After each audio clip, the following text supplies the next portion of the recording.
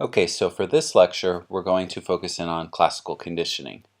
There are different types of learning that your book goes through and outlines: operant conditioning, observational learning, and classical conditioning. Operant conditioning and observational learning are the two easier ones, but classical conditioning, because there's so much terminology, can be a bit more difficult. So I've decided to go through in detail in this lecture all the specifics to it. Now, it's important to remember that when we're talking about learning, all the learning that we're really talking about, at least in terms of operant or classical conditioning, are what is known as an association learning. The animal learns a really simple association. If I do this, then I get this. For example, in the picture here, you see the seal balances a ball, gets food. Therefore, the seal is more likely to balance the ball. If you've ever had a pet before and you've tried to train them to do any kind of tricks, or you've had kids before and you've tried to train them to do any kind of tricks or behaviors that you like more, you know that if you reward them afterwards, they're more likely to do something. And if you punish them, they would be less likely to do something.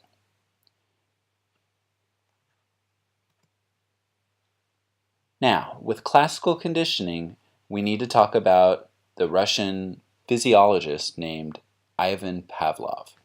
Now, Pavlov accidentally discovered all the stuff that we're about to talk about here. He was an anatomist. He wanted to actually dissect the animals to take a look at their inner organs and various things that way.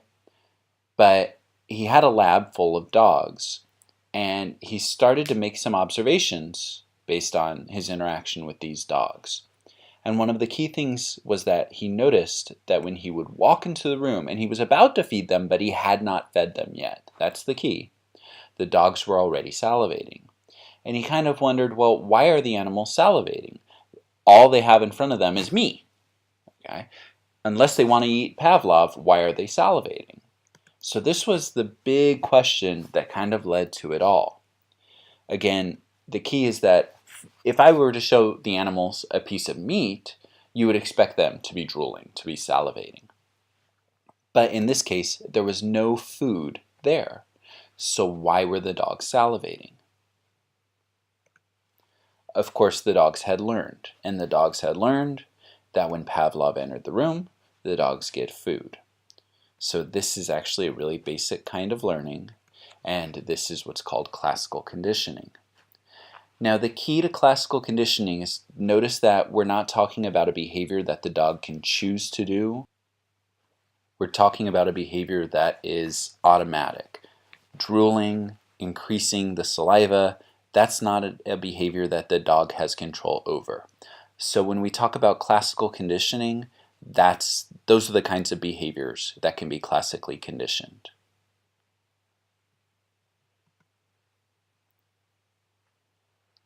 Probably the most difficult thing about classical conditioning is the terminology that goes along with it. And there are four big terms and then four kind of extra ones on top of that you're going to need to know. Now, the four big terms are what are called unconditioned stimulus, unconditioned response, conditioned stimulus, and conditioned response. Now, you are welcome to look at the definitions that are provided on the slides or in your book and try and understand those, go through them, but they are pretty dense and kind of a pain. The way I look at these four terms is, the first thing to notice is the first word is either unconditioned or conditioned, and the second word is either stimulus or response. So, unconditioned and conditioned. What's the difference? Well, here we're talking about something that has been learned and then something that maybe is before it's been learned. Which one sounds right to you? Well, unconditioned, that's before learning, and conditioned, well, that's after the animal has learned. The second thing that we need to look for here is that second term, the stimulus or response. Well, what I try to think of here is which one comes first, the stimulus or the response. If I were to play a loud noise and you were to jump, the stimulus, the noise, came before the response, the jumping. So stimulus comes before response. So let's go through a couple of examples and try and apply these terms and show you how if you can just think about before learning versus after learning and stimulus leading to response, you'll probably be okay. So this was something that Pavlov actually did after he accidentally discovered that walking into the room made the dogs drool and salivate. That wasn't a very experimental way to do things, so he trained the dog to salivate when he played a tone. So he would go beep, and then the dog would eventually salivate. Now, how did he do this? So notice in the top left part here, they've got the food, and you show the dog food, and they salivate. Now I ask you, did you have to train the dog to drool when it sees food? Hopefully that's a clear no, right? That's something that the dog does automatically without any learning. Since that's before learning, that is going to be unconditioned. Now you've got the stimulus, the food, leading to the salivation, the drool. That's the response. So you've got the unconditioned stimulus, food, and the unconditioned response, drooling. Now notice before learning, you play the tone, boop, and the dog does nothing, right? Because the tone means nothing to the dog. So then you train the dog. You do the tone, the food, and then the dog will drool. Tone, food, the dog drools. Tone, food, the dog drools. And you do this over and over and over again. And eventually the tone makes the dog drool. Now, this is after learning, right? Now, because tone makes the dog drool, so the dog had to be taught this. So because it's after learning, we're talking about conditioned. And the tone leads to the drool. So the tone would be the stimulus, and the drool would be the response. So we've got the conditioned stimulus of the tone. The conditioned response is the drooling. Notice the unconditioned response and the conditioned response are the same. What we're changing with classical conditioning is the trigger, the stimulus.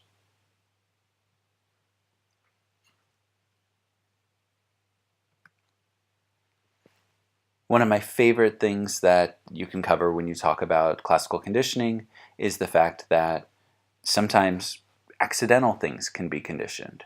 So for example, let's say you're going out with someone and this person that you're going out with likes to, when they leave, give you these really, really, really passionate kisses, these kisses that leave you wanting more. So a strong kiss like that may lead to a bit of sexual arousal. That's not a learned response. That's just something that happens. So we would call that the unconditioned stimulus, the kiss, and the unconditioned arousal, or unconditioned response, sexual arousal. Now, let's say that the person you've been going out with loves onions. So every time you give them a kiss, they've got this faint onion smell on their breath. Now, let's say you've been going out with them for 6 months, 7 months, lots of passionate kisses, lots of smell of onions, and then you guys break up. And then you one day happen to walk by, I don't know, a farmer's market, and you smell some onions. It is possible that you might get a little bit of a tingle that's like a sexual arousal. Why might this be? Well, the onion breath got paired with the kiss, kind of like the tone got paired with the food. So onion plus kiss leads to sexual arousal. Onion plus kiss leads to sexual arousal. Eventually, onion could lead to sexual arousal. And so there you've got your conditioned stimulus with the smell of the onion and your conditioned response with the sexual arousal. Now, applying these terms is difficult to do. I highly recommend that you review these terms multiple times. Ask questions if you have them. A lot of your multiple choice questions from this unit may have you applying these terms: conditioned, unconditioned, stimulus, response.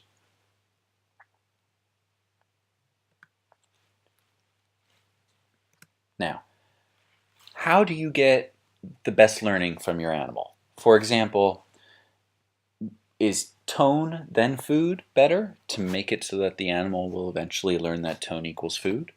Or what if we had done food and then you play the tone? Or what if we did food and tone at the same time? So you give the animal the food and you play the tone at the same time. Well, what research has consistently shown is that the tone should come before the food. So the conditioned stimulus should come before the unconditioned stimulus. The animal can learn if it's reversed or if you do it at the same time, but it's much more difficult for the animal to learn that. So conditioned stimulus, then unconditioned stimulus. The other thing is that it shouldn't be that long of a break between the two. So for example, if I were to play a tone on Monday and then give the animal food on Tuesday, it's probably not going to pair those two and learn that the tone led to the food. A couple minutes is probably about as long as you've got to pair that tone and the food. Okay, I said you have 4 big terms, which we've gone over, and now we've got 4 little terms that you need to know as well. The first one, and if you look at this graph you can kind of see it, is called extinction. Now if you just think about what you know about extinction, most people associate extinction with the dinosaurs. When the dinosaurs died out, they went extinct. So how do we apply that to learning? Well, when the learning dies out, it goes extinct.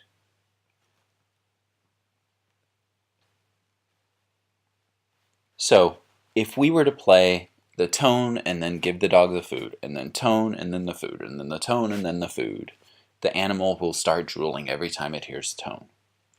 Now, I play the tone by itself, the animal drools. I play the tone by itself, the animal drools. I play the tone by itself, the animal drools. But what if I play the tone by itself for 100 times a day for the next 30 days? Will the animal still be drooling if I don't ever give it food with that tone? Probably not. So playing the CS alone, playing the conditioned stimulus alone, can lead to extinction. So again, extinction is when the learning disappears, and this is when you would play the tone with no food.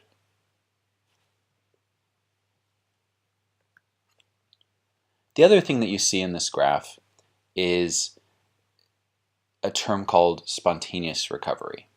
So let's imagine this. Imagine Monday you're in a lab and you train an animal, tone, food, and they drool, tone, food, they drool, tone, food, they drool, and so on. And then you play tone, tone, tone, tone, tone, tone, tone, tone, tone, tone, tone as many times as you can, and eventually the animal stops drooling. The behavior goes extinct. You leave the lab. You come back the next morning, and you start off with just a tone. Odds are the animal will drool a little, and this is what's called spontaneous recovery. If you think about the words, spontaneous means all of a sudden.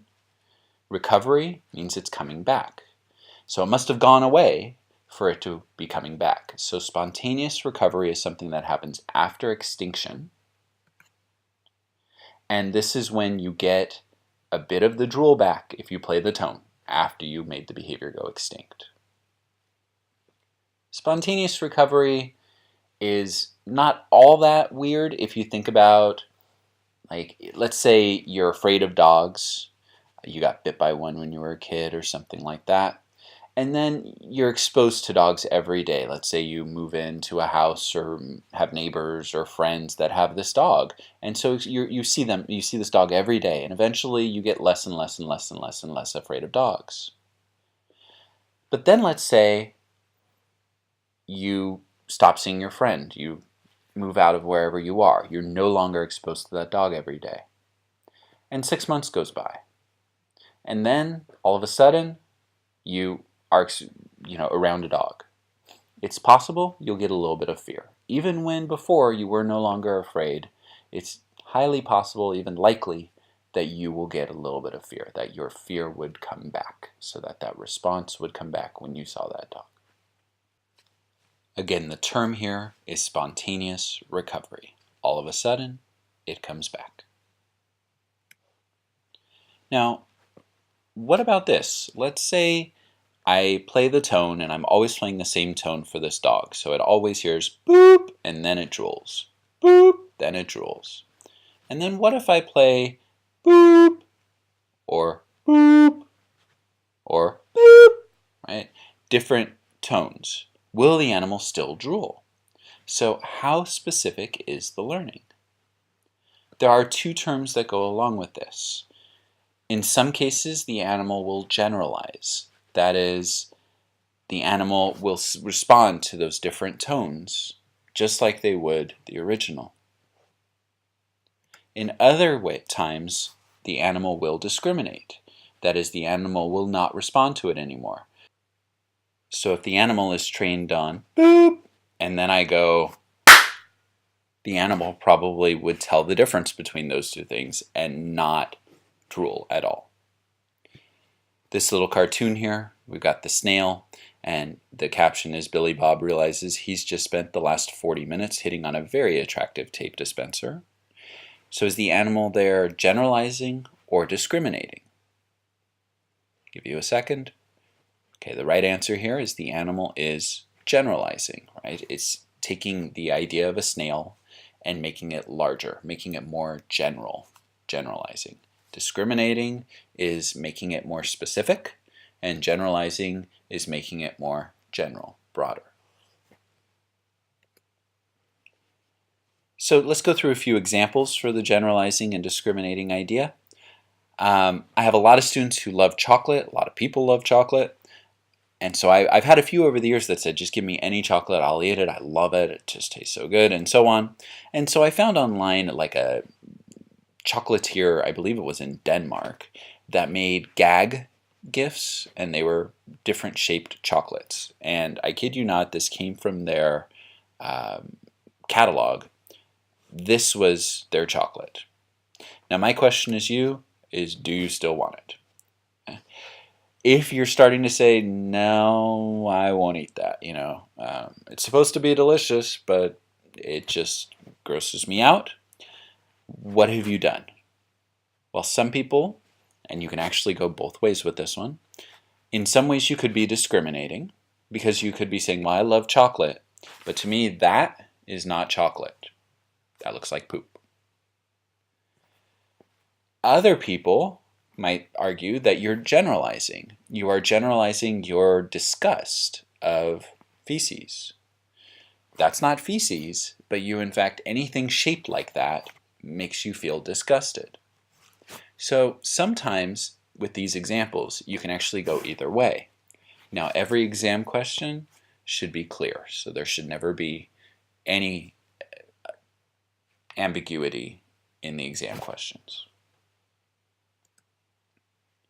What about this one? Here we've got a dog that comes up to you and maybe scares you a whole lot, really, wants to, take a bite out of you and so on.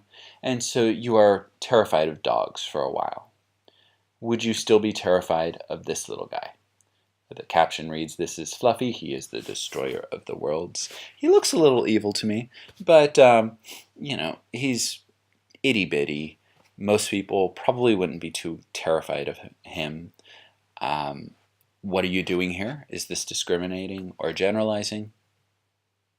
Well, this is an obvious example for discriminating, right? Because you're saying, I'm scared of the big dog, I'm not scared of little Fluffy. The last topic to cover is some people ask, well, can you make an animal salivate with anything? And the answer there is not really. The associations do kind of have to make some sense. There was a researcher that put rats in a cage, and then they flashed bright lights and they fed the animal. And they gave them something to make them sick.